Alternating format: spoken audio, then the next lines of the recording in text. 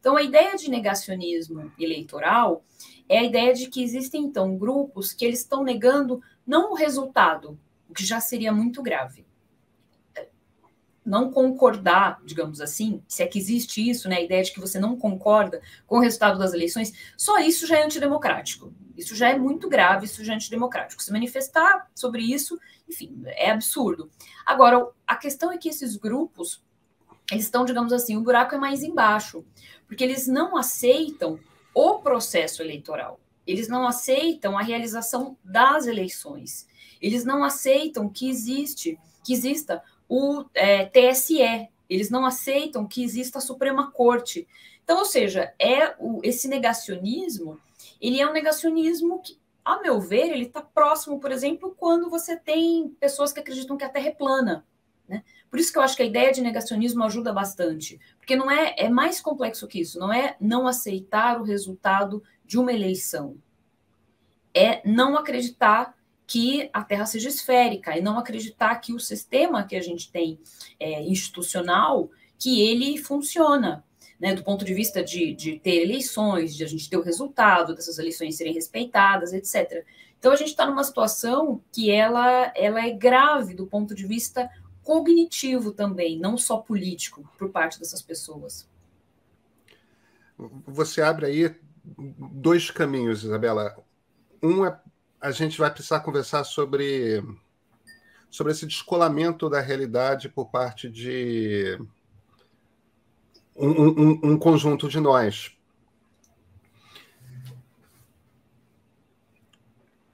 E o outro é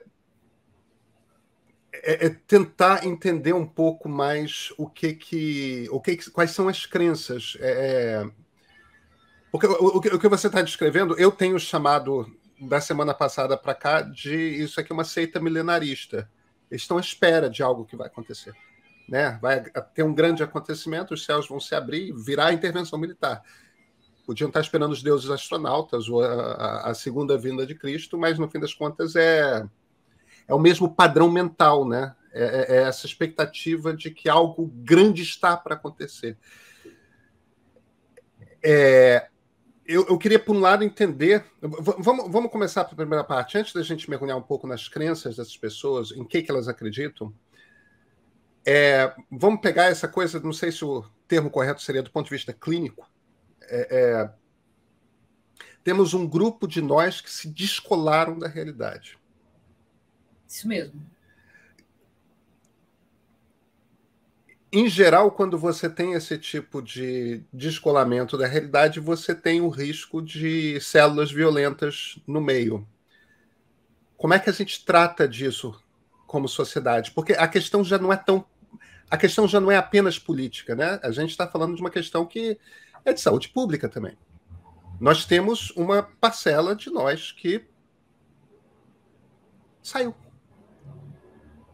Como é que a gente trata disso? Como é que uma sociedade lida com uma coisa assim? Sim, a gente está falando de um fenômeno que ele transcende a política. Então, acho que isso é uma questão importante da gente frisar. Porque não adianta só, digamos assim, educação política, a gente conscientizar as pessoas sobre a importância da democracia ou qualquer coisa desse tipo. A gente está falando de algo que é um fenômeno muito ímpar, né? E ainda que a gente tenha, historicamente, experiências autoritárias, tem uma coisa nova no fenômeno atual, que é a questão das formas de comunicação e da proliferação de teorias conspiratórias. Teorias conspiratórias existem desde que o mundo é mundo. No entanto, a gente tem um fenômeno agora de teorias conspiratórias políticas, e aí o exemplo mais radical, um dos exemplos mais radicais que a gente tem, é de fato o QAnon, nos Estados Unidos, que já tem esse contorno de seita, né, de descolamento radical da realidade. E aí a gente tem, por exemplo, no caso dos Estados Unidos, pessoas, por exemplo, mulheres que têm filhos pequenos e que abandonaram a família para atuar dentro das teorias do QAnon. A gente tem um evento que é sempre bom lembrar, né? Um evento que é o Pizzagate, né? chamado de Pizzagate, que é quando as pessoas, acreditando que existiria uma pizzaria, que no porão dessa pizzaria as pessoas teriam crianças em cárcere privado, com abusos sexuais, etc. E aí o que aconteceu? Em um determinado momento, entre aspas, vazou, né, o endereço dessa pizzaria, alguém descobriu supostamente esse endereço, e aí as pessoas foram até o endereço de uma pizzaria que realmente existe, uma pizzaria real, que sequer tem porão, e queriam, enfim, de alguma certa forma fazer justiça, libertar essas crianças, que não existem essas crianças lá, né? E, enfim, e foi uma situação muito violenta, com risco, inclusive, dessas pessoas, para fazer justiça, para libertar essas crianças imaginárias, acabar agredindo, acabar, enfim, num desfecho muito violento, às vezes trágico, né? Então, a gente está falando desse fenômeno. Então, ou seja, para isso, a gente precisa, como sociedade, passar por um processo de desradicalização. Então, ou seja, a gente precisa primeiro entender que a vitória do Lula não resolve esse problema, ela ameniza as questões políticas, mas esse subterrâneo das teorias conspiratórias, pela experiência que a gente tem nos Estados Unidos, às vezes até tem o efeito contrário, que é a derrota nas eleições acaba fortalecendo essas teorias conspiratórias, né? Então é mais fácil você ter essas teorias conspiratórias e a extrema-direita ela fica mais confortável, né, fora do poder e criticando quem está do poder do que no poder de fato, né? Então a extrema-direita acaba ficando confortável nesse lugar que está agora, que é o lugar de quem, enfim, e Bolsonaro de uma certa maneira performou isso ao longo do seu governo, né? Eu não consigo governar porque não me deixam governar. A velha política não me deixa, a Suprema Corte não me deixa fazer nada. Então, esse lugar de imobilidade, né, e de responsabilização sempre do outro. Então, no final das contas, esse é um lugar confortável para a extrema-direita. Então, eu acho que passa por entender que não é porque a gente tem a vitória, a derrota nas urnas, né, e a vitória do Lula, que esse problema, principalmente dessa base conspiracionista, que ela vai se desfazer. Ela não vai se desfazer sozinha, né? Então, isso é uma primeira coisa. A segunda é entender que a mobilização apenas pelas questões racionais, ou seja, tentar convencer por argumentos, tentar mostrar matérias de jornais, etc., isso também não vai funcionar. Então, a gente precisa, como sociedade, encarar um fenômeno que como é que, né, digamos assim, de maneira mais rápida, né, pensando de curto prazo, como é que a gente consegue, de uma certa maneira, colocar limites para isso, né? A gente tem duas situações. Uma é tentar reverter o que já chegou, como a gente chegou até aqui, e a outra é que isso não aumente, não se configure como um fenômeno que vai crescendo ainda mais. A primeira coisa os atos, principalmente esses atos de mobilização de quartéis, rodovias, etc., eles precisam de recursos, né? Ninguém, enfim, vai ficar durante dias, né, numa rodovia se não tiver água, se não tiver alimentação, se não tiver recursos do ponto de vista de logística disso.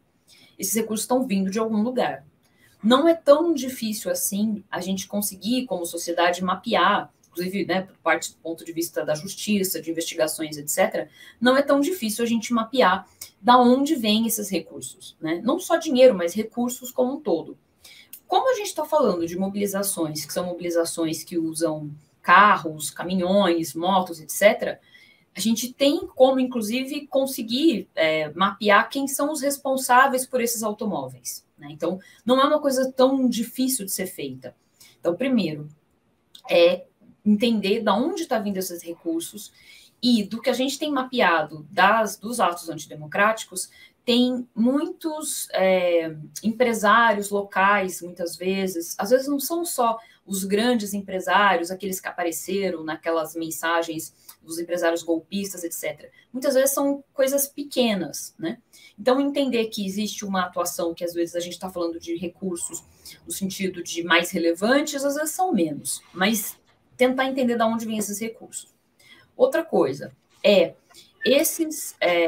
esses apoiadores do Bolsonaro, eles se mobilizam a partir de determinadas plataformas, porque eles precisam se falar, essas mensagens elas têm que circular em algum contexto. Então, também limitar o alcance dessas mensagens é algo que, digamos, de imediato já ajudaria bastante. E isso está acontecendo, né? Por exemplo, os de Telegram que a gente monitora, por exemplo, eles caíram, né? Então, quando você vai entrar, existe uma mensagem dizendo que, por força de ordem judicial, aquele grupo não está mais acessível, né? Então, isso é uma coisa que é possível de ser feita, né?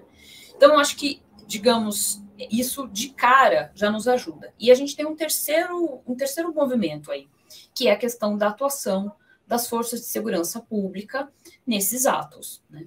A gente tem um cenário hoje que é, tanto por parte do TSE quanto por parte da Suprema Corte, uma pressão para que as polícias atuem, né, e que consigam desmobilizar esse movimento, que entreguem informações.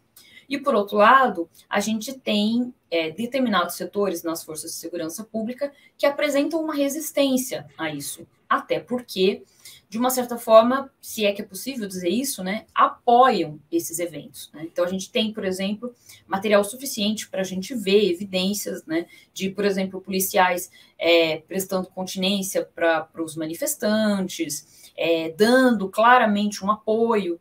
E é só a gente ver como é que as forças de segurança pública tratam, por exemplo, manifestações de professores, manifestações de movimentos populares, né, com um uso desproporcional da força, brutal. E a gente tem uma condescendência em relação a esses manifestantes. E, nesse caso, eu acho que é um equilíbrio difícil da gente encontrar, mas que eu acho também ele importante, que é a extrema-direita e a direita radical têm uma base punitivista forte. Então, é o uso da violência desproporcional, é o desapego a noções de justiça, ao devido processo legal. Então, essa contenção desses grupos também tem que ser feito dentro daquilo que é proporcional, porque o uso desproporcional da força, então, por exemplo, as polícias atuarem de uma maneira extremamente violenta, por exemplo, contra determinados grupos, se isso for desproporcional, isso é por uma lógica punitivista, por uma lógica da violência, que não é também, digamos, uma resposta adequada. Então, é uma situação muito delicada, né? Porque não é o sentido de não pode não ter contenção, mas, por outro lado, a contenção ela tem que ser, do ponto de vista das forças de segurança pública, proporcionais em relação aos atos, né?